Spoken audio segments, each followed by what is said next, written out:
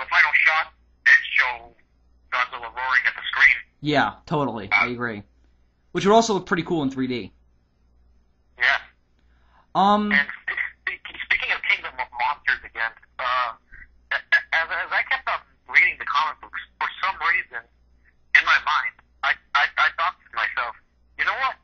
I'll bet this is how David Callahan would have handled Godzilla. And remember, David Callahan wrote a first draft for the film, which was rejected in October last year.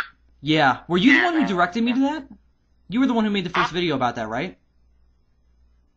I think so. I mean, I put out a video of an interview with yeah, that's the one. Callahan, yeah. And he spoke about his take on Godzilla, which was more by his words, he said it was Dark Knight style, and there was just one monster, just Godzilla. Yeah. And I really wish they would leak his script. Yeah, so do I. I want to read that too. They're not going to use it, obviously, since David Goyer is on. I just want to read why they rejected his script. Well, I know why, because, you look at his works like Doom, Horseman, Telltale, The Expendables. He's done some pretty bad stories. It's a lot of action stuff. Yeah. Well, it's not even that much action. It's just that the storytelling wasn't too compelling enough. It wasn't too, it wasn't interesting enough. No, not at all. Yeah. One thing I thought that was interesting that he said, though, and I don't even know if this would have made the movie any better if they would have shot his script, he said that he watched a lot of Discovery Channel and National Geographic writing the script, and wanted to give Godzilla more animalistic traits. And this is something I wanted to bring up earlier, and I forgot. Do you want to see a more animalistic Godzilla that's more of just like a destructive force with not much rhyme or reason? Or do you want to see him as like more of a character with like real emotion and kind of purpose? Well, that's pretty hard because honestly, I really wouldn't like an animalistic Godzilla because we already got that in the 1998 film. Yeah, exactly. And America turned him into an animal-like creature rather than a monstrous creature. And what we got was just the lizard that ran around the city, didn't fight the military, and just went back to the ocean because he was scared. I think that's my idea of an animalistic type of creature. Exactly. And I would prefer like a much more character-like Godzilla, much like we've seen in the Heisei series. Yeah, that's where it most came out. King Ghidorah? Yeah. He and the character, the World War II veteran, they had like a connection, kind of like I love that scene. Bond. Like, you know what I mean? Yeah, remember that one? I love the scene where he gets killed though. That was I think it's the best scene in the movie, honestly. I mean, it just really shows the strength of that Toho had created this character and brought him through so much, and that was a really touching moment being a Godzilla fan for so many years, seeing just Godzilla shut his eyes for a moment. It almost looked like he got teary-eyed a little bit. Now here's my take on that question. I don't want to see an animalistic Godzilla because I always saw Godzilla as kind of a lost child. And what I want to see is an angry Godzilla who's angry at who's angry at mankind for creating him basically and turning him into this monster. And that's what they brought out in Ghidorah. With that scene that took place in World War II when they're standing around the dying Godzillasaurus and they're saying how they're sorry that we can't take you with us. And I think that Shindo almost blames himself in two ways for kind of damning Godzilla to this life of eternal anger and destruction. One way was leaving him on the island to be hit by the nuclear radiation, and then finally in the present by telling the sub to go and hit him with nuclear missiles to turn him back into that monster just so they can save their own asses, Yeah. That's what I want to see from the reboot, sorry. Yeah, because that was a real emotional character, and he still wasn't human. And that was the perfect thing about that movie. That movie is really that's a good Godzilla movie, but it's a fantastic film. And Godzilla vs. Destroyer too. Even though Godzilla's not a speaking type of animal, this is the end of the Godzilla that we come to know and love. Yeah. The one that carries the on from 1955 to 1995, and this is his final hours, and you could kind of see the hurt event, and you definitely see the hurt when Destroyer kills his son. Yeah. Even without speech, the monster still becomes this character that you care about. Yeah, absolutely. Yeah. So yeah, I think they could do that too. But what I don't want them to do is turn him into like this humanistic character, like no, not at all. King Kong. King Kong is an animal and Godzilla is a monster. There's the difference between that. King Kong, he has human animal. I mean, he has human emotion. Yeah. Human emotion. And Godzilla has more animalistic emotions, but more monstrous. Yeah. You remember in GMK, he without mercy, he killed people, especially that scene where he slammed his tail into a hospital where this girl was. Oh, yeah, that scene was crazy. And that movie too really showed Godzilla as an angry beast, that just came out of the water to take revenge on mankind, as I heard it put in one of the movies, and I can't pin the exact quote I got that from. But I remember one of the movies someone said that he's just kind of taking revenge on mankind. All the Final Wars, wasn't it? The grandfather tells the son that yes, Godzilla yeah. mankind. When he's telling him the story about why Godzilla was destroying the city, and even that movie, which wasn't very focused on Godzilla, that was a great scene to kind of cement that what he's been through, and really where he started and where he is now.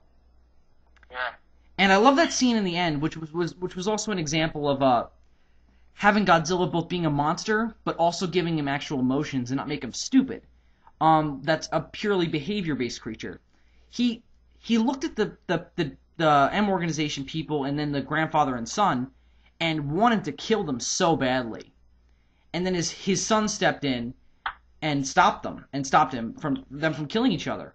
And I love that scene because it was kind of like the end of Godzilla being this angry beast who was going to take revenge on mankind, and almost was a character development for him. He's maybe going to be more of maybe he's going to leave mankind alone because maybe they've promised to leave him alone in his mind. Right.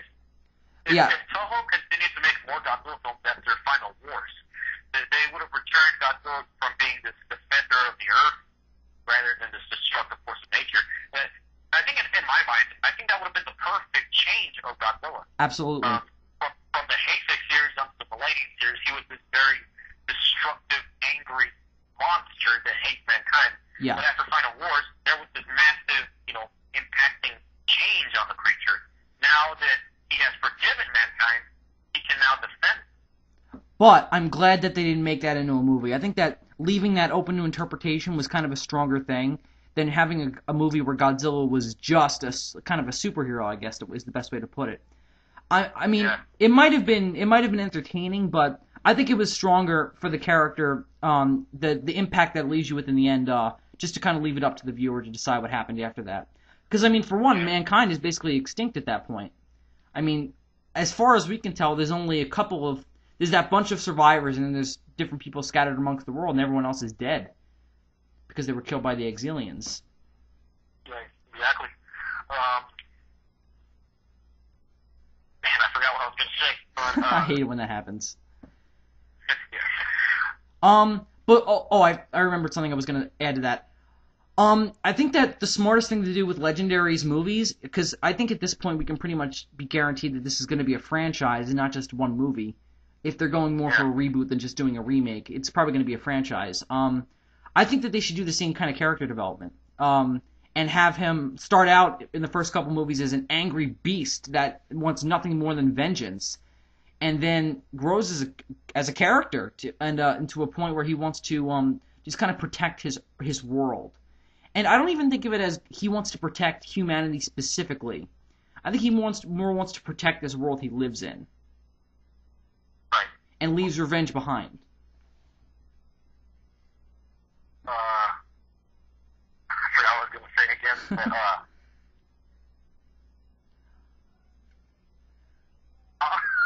okay, I'm just going to go out with what I'm thinking right now.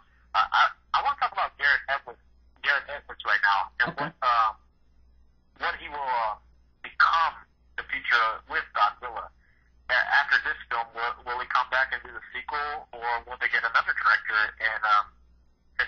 series without him. That would definitely follow more in the footsteps of what Toho did with Godzilla. I mean, Ishiro Honda did the first half of the Showa series, and then it seems as if every movie was a different director. I'm sure if the film does great with Toho, they would pursue Legendary to bring Gareth Edwards back and continue the series. Yeah, they probably would. And I think that'd probably be the best way to go, especially if he does a bang-up job like we're all expecting him to. Then they'll probably ask him to come back. Yeah. I know, but it's too early to talk about sequels while this film is still in development. Yeah, absolutely. I mean, we haven't even seen, like... The thing that's kind of scaring me about the fact that this movie isn't that far off is the fact that they haven't even been bouncing around cast members yet. People who want to come on and be human characters. So, I mean... I guess that's going to probably come about more once the script is done by Goyer, because I'm sure that David Callahan's script was kind of considered a first draft, and they didn't want to cast anybody until they were sure. So I'm sure they'll do more casting kind of talk when Goyer's script is finished. Right. I'm pretty sure casting will begin in summer 2012, possibly, because Gareth Edwards, he recently said that the film is still in development, and at this point in that stage, they're still receiving several scripts, a few concept designs from different artists, and they're still trying to estimate the budget that they'll have to work with once the film enters pre-production. Yeah. I think after all the fan videos and kind of response that this movie has gotten, I don't think Legendary is going to be very picky with Edwards about what kind of budget they want to give this movie. I mean, I'm sure they're not going to give him a blank check, but I think that they're going to give him kind of a budget that he can work with and pretty much do whatever he wants, because with all the fan responses and everything. Right. I mean, I don't think it's going to matter though. I'm sure with any budget they'll give him, I'm sure he'll still make a great film out of it. I mean, he managed to make a small indie film with forgot how much money he made with monsters, but still made a great film out of a very limited budgeted film. And I'm sure even with a bigger budget like Godzilla, he'll still make a great film. $500,000. That's what it was for Monsters. Oh wow! For that film was $500,000. So with that, I mean, he made a very impressive monster movie. So I think that no matter what happens with the story, that we can pretty much expect a visually very monster-esque kind of faithful Godzilla movie. Visually, I mean. Right. I once talked about that how this film will become an homage to the Showa Godzilla film. Ryan Rogers even said himself that this film is going to pay respect to the original film. Yeah. And I want to point out that in Godzilla 2000, that film made me reminiscent of the Showa series. A lot more than the Heisei. Yeah. Yeah, it kind of like went back to that. I don't want to say the cheesiness of it, but it kind of went to that nostalgia that you get when you watch the Godzilla films from the 60s and 70s. Particularly movies like Ghidorah the Three-Headed Monster, I felt. Yeah. Like, I'm sure this film itself, they'll bring nostalgia to it too. Yeah. Well, I hope they do, but, whatever they give us, I'm very excited to see. Also, another thing I want to talk about is the return of giant monster movies. Right? Yeah. We already know that superhero movies are very popular, but are probably dying out. And not much superhero movies are coming out more than they did 5 years ago. Yeah. 5 years ago, there was Spider-Man 3, there was Iron Man, Dark Knight, The Incredible Hulk. The Incredible Hulk, yeah. Even though it's not technically a super... A lot of Marvel films. Yeah. But I'm pretty certain that superhero movies will slowly come to an end Unfortunately. for a period of time and be replaced by giant monster movies. I mean, it's right there on the horizon. Giant monster movies are coming out very sooner than we expected. I don't want to say it started with Cloverfield, but I think it brought back the idea how fun monster movies really work. Yeah. Or really awesome. Yeah. Like, of course, Godzilla is coming out in either 2012 or 2013. Yeah. We have Pacific Rim, which is giant monsters versus giant robots with Guillermo del Toro. Robert Zemeckis, who did the Back to the Future film and the recent CGI Beowulf movie, he's doing a monster movie with Legendary Pictures called Here There Be Monsters. I heard about that too. And then Tim Burton's doing that the movie based on that board. Yeah. So monster films are making a comeback with a vengeance. And I'm very excited for this because, the giant monster movie is my favorite genre of all time. I grew up with this. I loved this since I was a kid, and I was used to the Japanese giant monster films, but now hearing that Hollywood is bringing back giant monster films, this should be very exciting, especially with the technology today. Back then in the 60s, studios had to rely on animation. Mm-hmm. Yeah. So, I can't wait to see what Warner Brothers is going to bring to the table with Godzilla, Monster Apocalypse, and Pacific Rim. I think that Godzilla 3D, as I guess we'll call it now, since we're not sure about the year, I think it's going to do for monster movies what Batman 89 did for superhero movies. Take a really well-known property like Batman or Godzilla, and then bring them back into a genre that they started in that had kind of died off. I mean, there hadn't really been a big superhero movie since before Batman 89 that wasn't Superman. There really hadn't been anything.